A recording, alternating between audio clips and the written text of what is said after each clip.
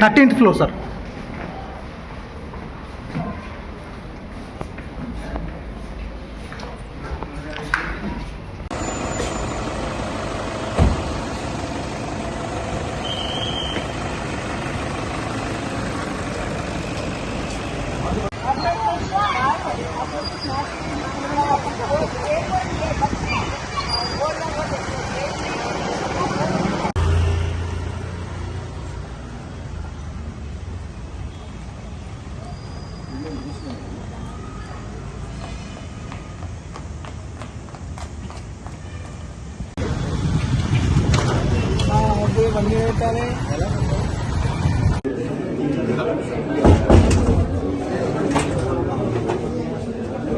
ఈరోజు సాయంత్రం 7:30 గంటలకి కుప్పట్పల్లి పోలీస్ స్టేషన్కి ఒక సమాచారం వచ్చింది. ఆ సమాచారం ప్రకారం దాదాపుగా 50 సంవత్సరాల వయసున్న ఒక మహిళ హత్యకు గురైందని ఆ సమాచారం సారాంశం. దాంతో మా ఇన్స్పెక్టర్ అండ్ టీం అందరూ వచ్చి చూడగా ఒక మహిళ 50 సంవత్సరాల వయసున్న మహిళ, ఆవిడ హత్యకు గురై ఉంది.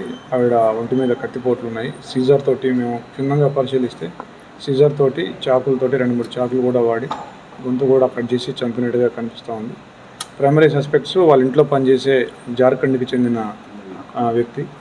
అతను చేసినట్టుగా మేము అనుకుంటున్నాము. 20 years ఉన్నాయి అతనికి. సో అతన్ని ఇంట్లోంచి వెళ్ళడం, తర్వాత 2 wheeler మీద బయటకు వెళ్ళడం ఇంకొక సర్వెంట్తో కలిసి, అవన్నీ కూడా రికార్డ్ అయినాయి. We are searching for them.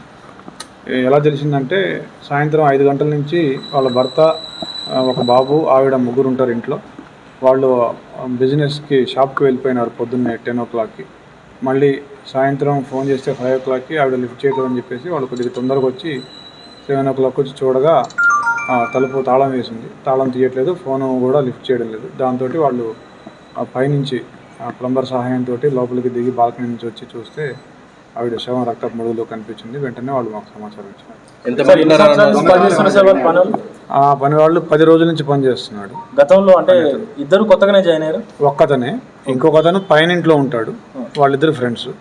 అతను పాత అతనే. ఎక్కువగా లేవని చెప్తున్నారు. డబ్బుల గురించి అడిగాం మేము.